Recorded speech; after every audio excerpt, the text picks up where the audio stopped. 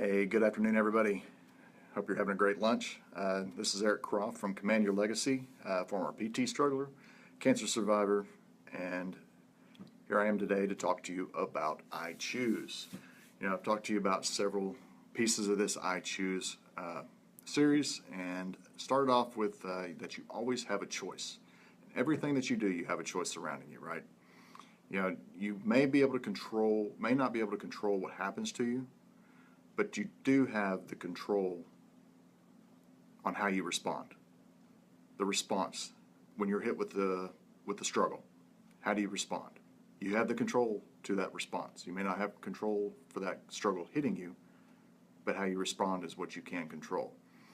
And with that, we talked about the experience that you have obtained through going through previous struggles. You have that experience to draw from in order to help you get through this struggle that you may be in, or a struggle you may face in the future. The experience can actually help you get through it. You just have to look back on a previous struggle to see what it was that you did in order to get through. And then next, after that, we talked about you have the capacity to plan. Plan out your process. Plan your way through whatever struggle you may be in. Plan it out.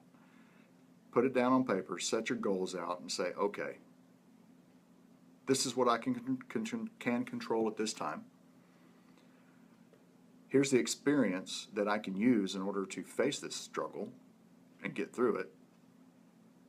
And just start plotting it out. Plotting yourself a way out. Plot it in a way that will increase you and not decrease you.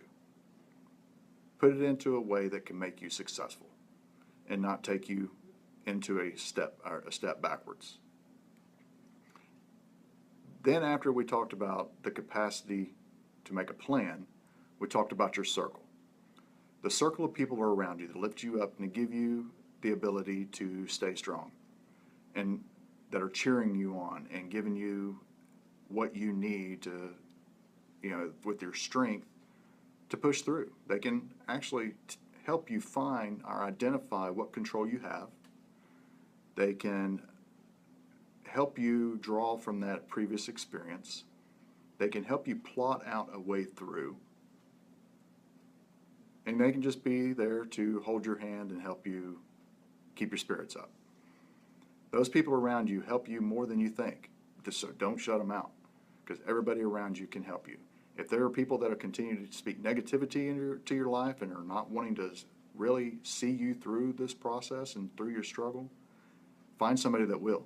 Push those people to the side, put them in the back, and find somebody that will help you lift you up. So today, going back to what I was saying, in that you have a choice. You may not be able to control your situation, but you can control your way through on how you respond. In the end, we are the sum total of the decisions that we always make. Think about that. We're the sum total of the decisions we make in life in the future, right? The decisions that we end up making today shape our future. Look at my cancer recovery, for instance. The decision I made there, I gave up. I grabbed control of that, and I made that decision down the right path, which shaped my future and my recovery. I could have laid down. I could have just said, you know what, I'm not going to do this. But I took the control, and it shaped the future to reset my ability to recover. And with the decision you need to make, it comes down to the discipline you have, or the regret that you would have if you did not stay disciplined. Weight loss. The decision you make to go on a diet, exercise plan, follow a plan, right? People fail all the time, one way or another. One, because they may not have the people around them to help them. They may not have a plan.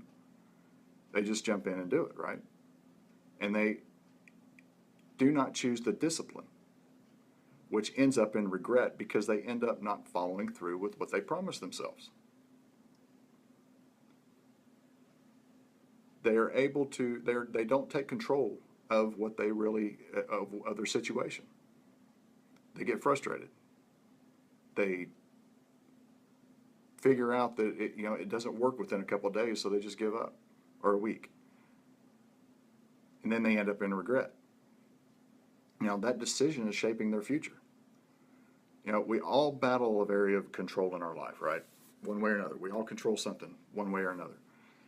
And whether it's at work, whether it's home, with our friends or family, whatever it may be, there's an area of control that we have, and that we have to we really clinch onto, and we will not let go of. We just are so adamant on staying there. We keep our blinders on within that control. And things have to be a certain way because we control whatever that may be, right? But here's the problem. The more we are trying to control, in the end, the more we end up losing control. Because we're trying to control it so much, we end up losing control. And that lost control is in other areas of your life, because you're so focused on the one thing you're trying to control. Think of an area that you're trying to control, okay? And ask yourself if it is something that you should try to control. That one area. What is it you're so adamant of controlling, and it's just consuming you? And you're not seeing that it's affecting other areas of your life. What is that one thing? And ask yourself, is it something that you should try to control, or is it something that you should surrender? So, 2 questions for yourself. Ask yourself. When you're trying to figure out if it's something that you need to control, right? One, is it worth your concern? Is it really worth your concern to have to focus in on get those blinders on and control that one area? Is it really your concern?